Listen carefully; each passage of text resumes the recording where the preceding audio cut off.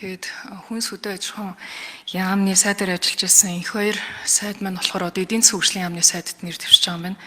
Тэгэд анх болохоор дарханлуу нүүлэгтэй бол ерөөсөө л дарханд л байж энэ салбар маань хөгжих юм а тэр л хамгийн зөв бодлого юм а гэд маш олон гишүүд асууж байхад бол өөрөө ихтгэл төгс хариулж байсан. Тэгтэл одоо шинэ сайд нь бол энийг Улаанбаатар руу буцаад нүүлгэнэ гэж байгаа.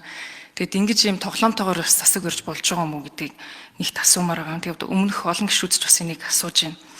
Тэгээд J2 сайдын намтраас бас харахад та ингээд нефт онцгой албан татврын гайлын газрын дарга, Улаанбаатар хотын гайлын газар, гайлын ерөнхий газар, улсын мэргэжлийн хяналтын газар гэд ер нь манай Монгол улсад ажиллаж байгаа одоо бизнес эрхлэгч нарт хамгийн их хүнд суртал гаргадаг, авилал хээл ахуулаараа алдартай газруудад ажиллаж исэн ийм туршлагатай хүн юм байна.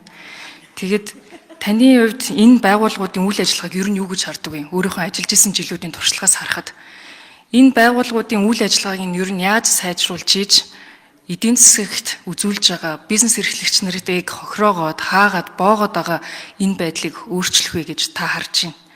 Тэгэхээр та ажиллаж байгаа хугацаанд ямар дүгнэлт хийсэн? Одоо эдийн засгийн хөгжлийн яамны сайд болоод энэ нэг гайлтай холбоотой байнга усч идэг. Мэргэжлийн хяналтын байгууллага байхгүй ч гэсэн яамдуудаас байдаг бүх энэ хяналттай холбоотой асуудлууд дээр ер нь ямар бодлого баримтлах вэ гэдгийг асууя.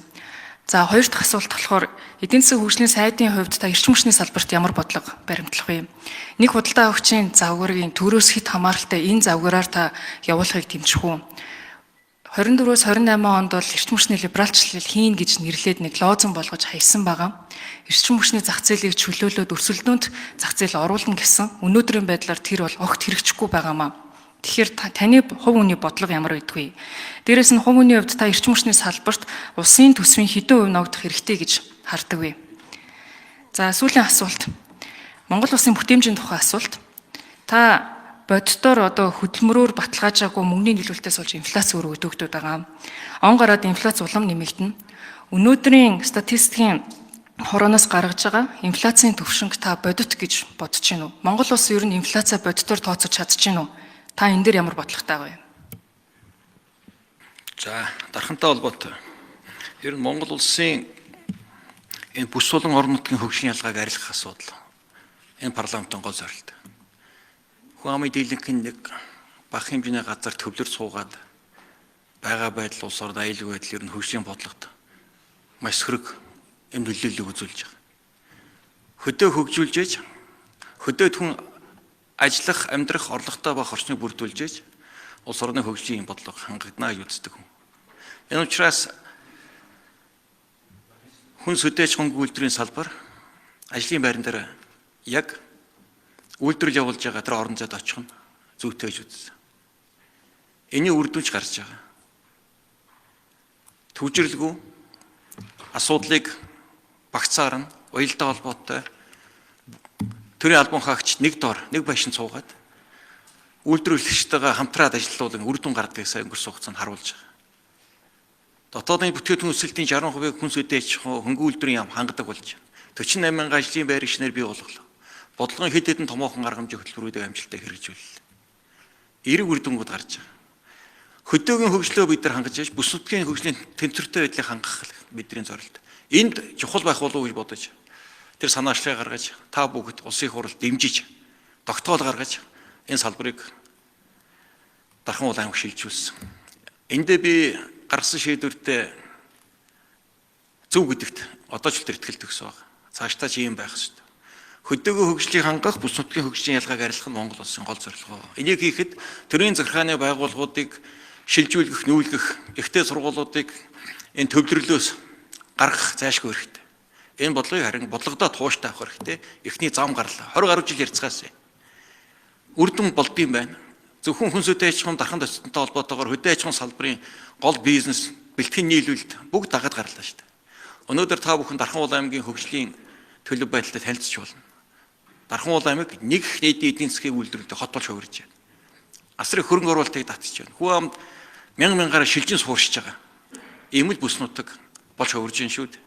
Тэгэхээр энэ бодлогуудыг ганц хүнс хөдөө аж ахуйн биш. Олон яамдуудыг тусгай шиг өрхөн байгууллагуудыг ер нь Улаанбаатар хотоос гаргах нь чухал. Аюулгүй байдлын үүднээс хэцүү байна. Ковид цар тахлын том сургамж байна. За хүнсний хангамжийн асуудал байна. Энэ бохирдлын асуудлууд байна гэдэг. төвлөрлийг задлж ижил бид шийдэн дээ. Тэрнээс энд л асуудал овоолоод энэ дотор л байгаад байна гэвэл улам л бид нэр хүнд байдал руу орох болов гэсэн бодолтой байна. Энэ үднээс их ажил юм шүү гэдгийг ойлгохыг хүсэж байна. За цаг нь дуусчлаа. За гайл мэргэжлийн хэлтийн газруудад би нэг 8 жилгаар ажилласан. Өргөсөн тангарагтай үнж нэр төртэй төрийн албыг амжилттай гүйцэтгсэн. Тэгээд сая энх 2 сайтын ярианаас сонсоход бол дархан руу нүүлгэх нь зөв байсан юм байна. Тэгэхээр ерөнхийдөө зандар шатар бас тэрэн дээр адилхан бодлоготой. Ер нь кабинетийн зарчмаараа бас та бүхэн ч адилхан бодлоготой болоод орж ирж байгаа болов уу гэж харсан. Тэгэхээр энэ талаараа Бадамсүрэн одоо сайдтай бас ярьсан байгаа юу та? Тэгэхээр эдийн засгийн хөгжлийн яамны сайд нь бол дархандаа байсан зөв үү гэж үзэж байгаа юм бол тэгвэл энэ Бадамсүрэн сайд томилогдоод ч гэсэн дархандаа энэ хүн сүдэ аж ахуйн яамаа бас байлгах нь зөв юм биш үү? Зандар шатар ерөнхий сайд энэ дээр төвлөе гэж бодож байгаа. Энэ газар нутгийн нэг хүрэхгүй ба 0.7% нь газар тариалан буюу урмал ургах болцгүйцэх юм таатай орчинд. Тэр нь энэ төвийн бүстэй төвлөрж байгаа.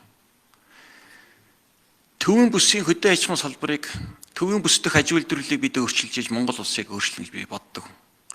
Өнөөдөр үйл ажиллагаа явуулж байгаа аж ахуйн нэгжүүд хүн амын дийлэнх газар тариалангийн нутгийн одоо бараг 90% нь энэ жижиг дунд үйлдвэрлэлийн орчин үйлдвэрлэлүүдийн 80-100% нь үндсэндээ төвийн бүс төвлөрж байгаа. Дархан бол асуудал аймгийн асуудал биш шүү дээ.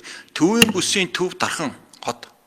Тэнд энэ хүн сүдэж хөнгөн үйлдвэрлэлийн бодлого амжилттай хэрэгжиж төвлөрлийг сааруулах Монгол улсын бодлого зорилт хэрэгжиж байна. Энэ хоёр гэдэг хүн санд гаргаад нүүс асуудал биш шүү дээ. Улсын их хурл тогтоол гаргаж нүү. Энэ төвлөрлийг сааруулах бодлогыг хэрэгжүүл гэдэг үүргийг та бүгд санал хурааж алга ташиж надад үүрэг өгсөн. Би тэр үүргэл биелүүлж байгаа юм шүү дээ. За цэнгэн гүшүүний асуултанд хариулъя. За тэр асуултанд та бүхэн улсын хурлын гаргасан шийдвэр засгийн газар биелүүлэх үүрэгтэй. Хэлцэх хэрэг байхгүй. Тэм учраас улсын хурл шийдвэр гараад хаашаа нүнгээ тийшэл нүү шүү дээ. Та тогтоолоо өөрчилчих юм бол тэгээ буцаад иргүүл ирнэ. Төвлөрлийг сааруулах Улаанбаатар хотын төвжирэл төгжрийг шийдэхин тулд нүүгээ шийдсэн.